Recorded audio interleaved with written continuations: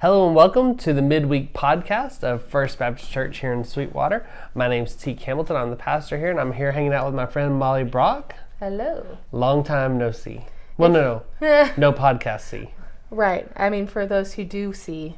True. Long time no see. True. Long time no hear. We've been hit with sickness and just chaos lately. Oh, yeah.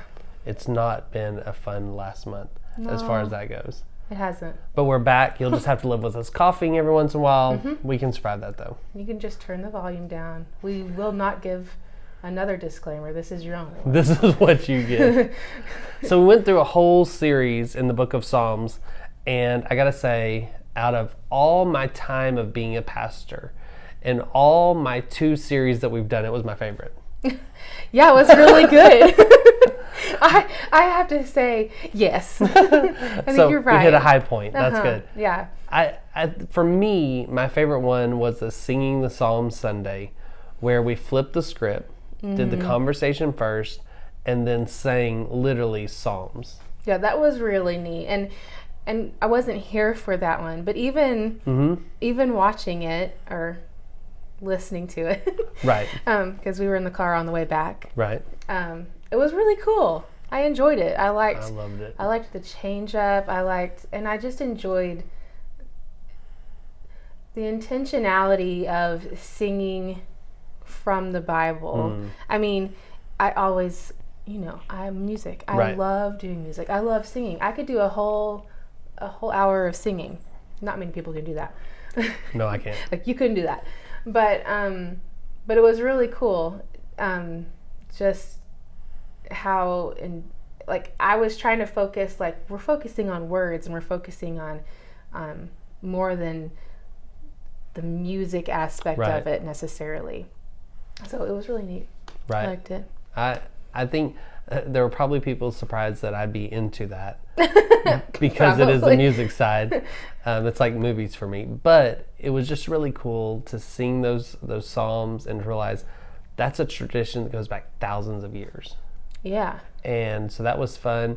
But then probably the best response I got was our friend Glenn Harrison said that he truly felt like he was immersed in the Word that day. That's so cool. And it was because we had scripture reading, we read the Psalms, we did the conversation on the Psalms, and then we sang the Psalms, and it really was just all about God's Word through the Bible that day.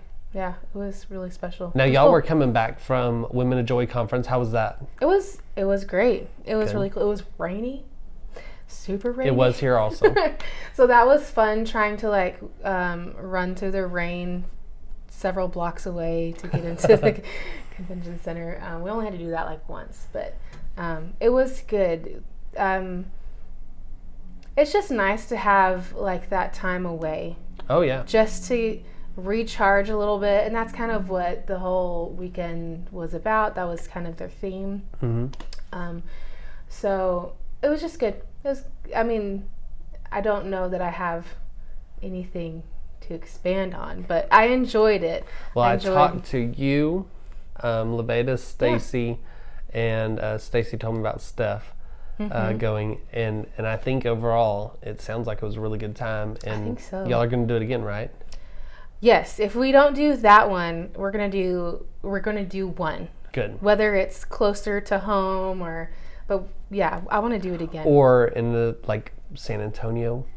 Now, see, that would be if y'all really need a cool. bus driver for San Antonio, I will drive the bus down there, and I'll just spend the weekend in San Antonio. I'll hang out while y'all go do the girls stuff. They do have one in San Antonio. I know. I already looked. Yeah, so and we could have done that one, but for some reason I was like, Dallas is a little bit closer, but yeah, no, swing and a miss on that one. I know. No, but I'm thank you for taking the lead on that. Yeah. You're the head of the women's ministry team, and I know that was a new adventure for you, putting all that together. But it looked like a great time, and I know that the ones I talked to thought it was great. So it was really good.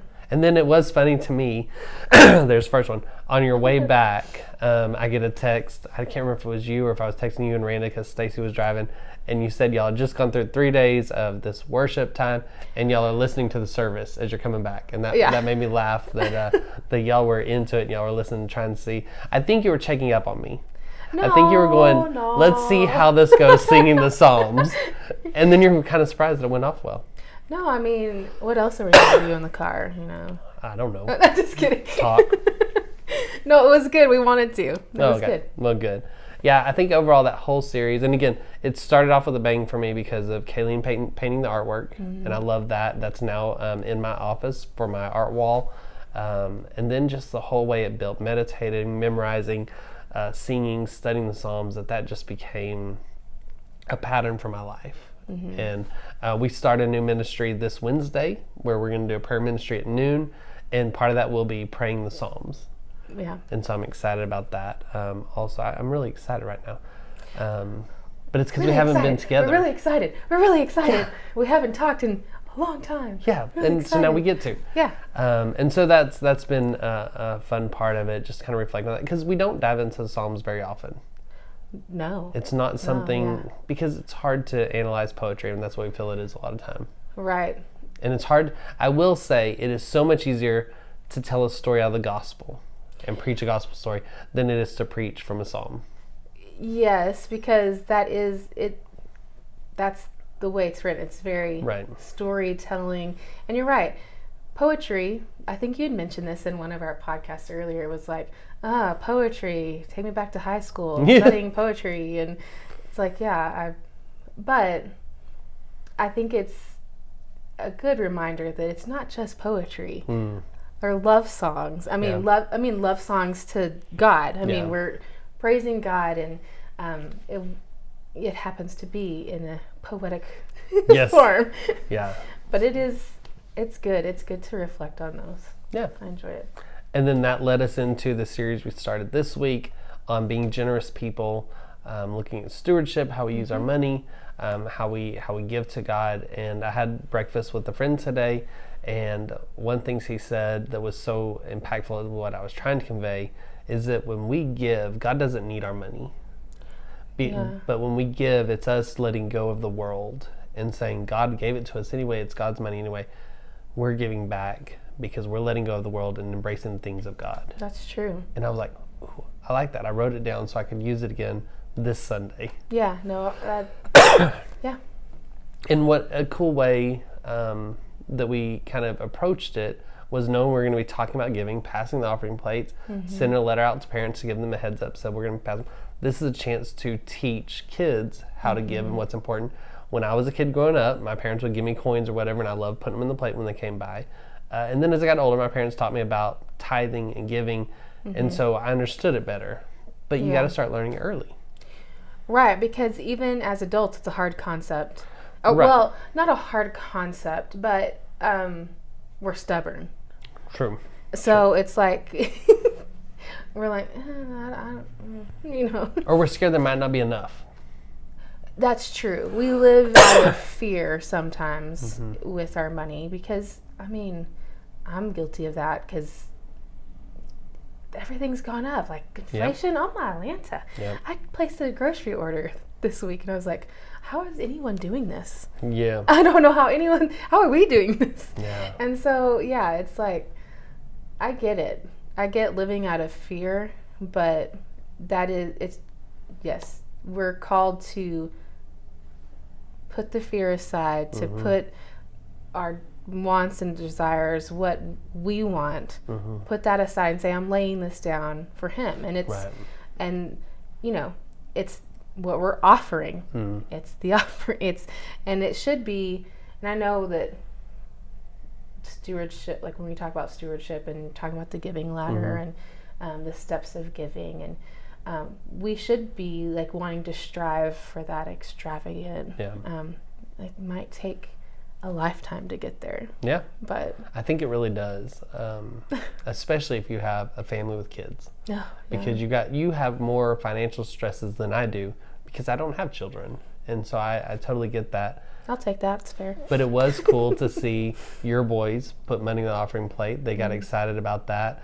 I got to talk to Charlie a little bit afterwards about it, and he was happy. I mean, it's cool to see y'all pouring into your kids that way. We had a lot of kids who gave, and so that was exciting for me. But then, as you're talking about like the generosity ladder, we literally had that big 9-foot ladder on stage. And the person who was most surprised was our worship minister, Matthew. He walked in and he said, oh. So is that for reals? And I was like, yep, it's really there.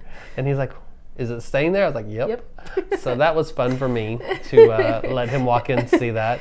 And he said, so does Caleb, our bass guitar, does he stand under it? I said, well, I wouldn't advise that. No, we can't. Maybe stand just under beside it. But that was it was cool to see that whole process Sunday, as far as that goes. And just understanding it's easier to give when I have God's mission at heart.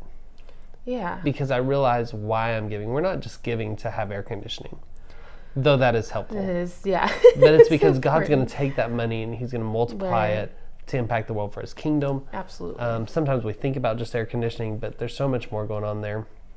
And I had a pastor when I was growing up who said that when he and his wife started giving, that they made the commitment, we're going to give 10%, that then all of a sudden they had a flat tire. And then magically, they were, the money was there to fix the tire. And it wasn't magically, and it probably wasn't even a miracle. What it is it just teaches you good money management. When you can give 10% of your first, you're living off 90%.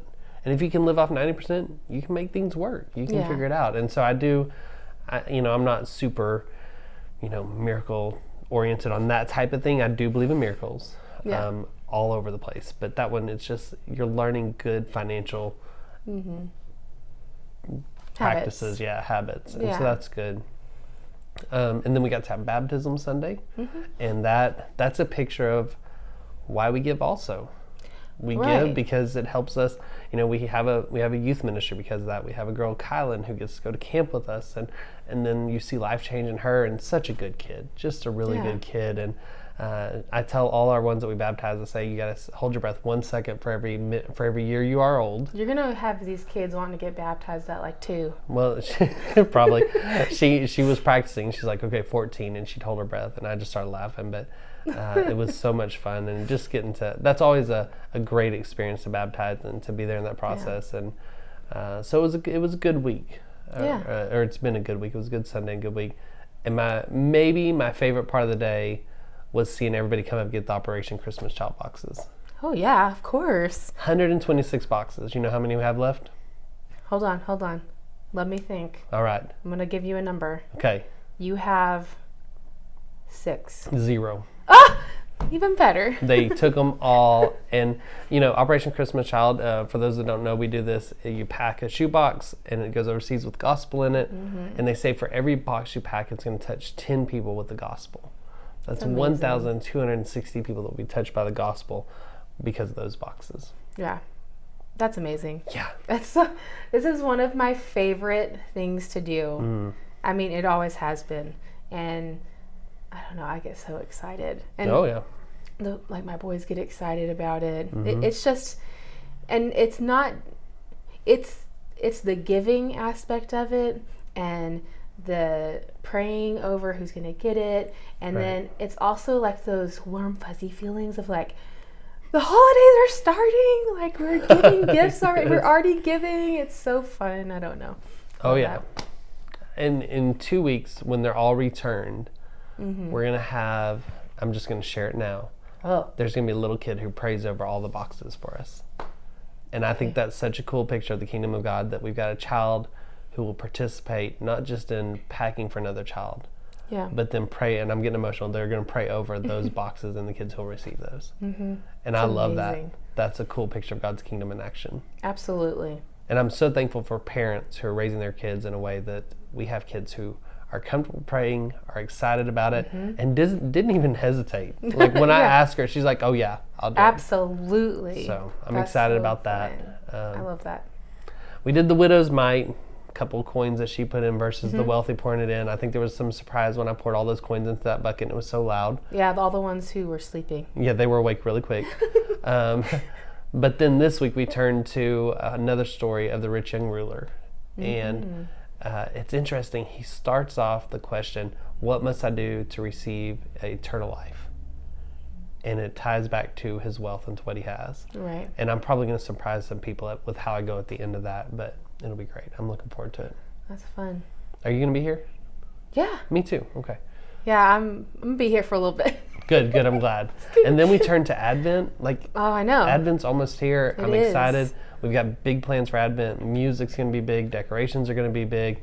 It's going to be a good time. And we're going to keep talking about Advent until it gets here. And even Because after we're it's so excited gone. about it. You know, Jerry asked me, he said, I'm setting my calendar, what Sundays do I need to be there for Advent? All of them. So I sent him all of them, and he goes, so you're saying all of them? Because I told him we were doing each one, and he goes, so you're saying all of them? I said, mm-hmm. Absolutely. It's what you got to do. It's going to be fun.